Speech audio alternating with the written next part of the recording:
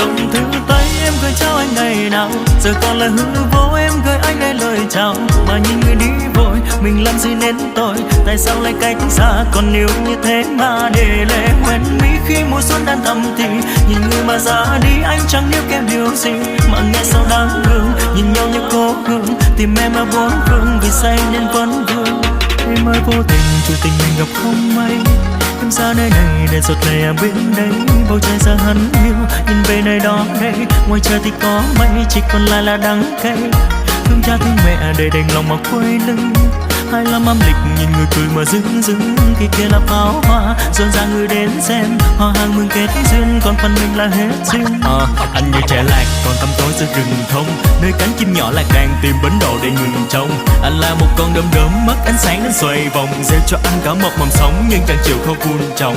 Vì lúc ấy ta còn trẻ nên đời bạc và mưu sinh, anh chưa học hết lớp 10 người ta gọi là lưu linh. Anh gắn bó với sông nước và cảnh vật này hữu tình, còn người ta cho em áo lụa hỏi tại sao trong phụ mình.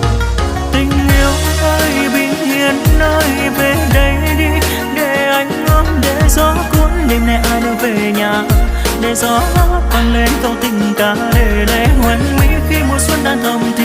Nhìn người mà ra đi anh chẳng níu kém điều gì, mà nghe sao đáng thương, nhìn nhau như cố hương, tìm em ở bốn phương vì say nên vẫn vương.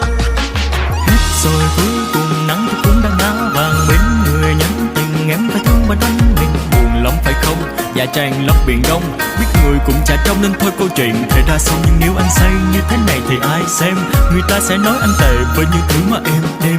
Vì thế nên anh phải sống như cái cách anh từng mơ, dù cho bản thân này hóa đá nhưng trái tim chẳng ngừng thở. Và ba của anh là lính má, anh từng làm cán bộ, anh không cho phép mình khóc, xe có hư cũng ráng độ. Đời người là kiếp làng du, anh chẳng may làm lữ khách, đi với nhau cả một hành trình giờ có xa chẳng nỡ trách. Em ước là đời của em bình yên chẳng buồn phiền như người ta, mà giờ ra đây mà xem có người đang lên kiêu hoa. Rồi sẽ tốt nhưng mà ở nơi khác chẳng còn bận lòng như ở đây. Tình yêu của anh thì có đủ mùi vị nhưng mà chẳng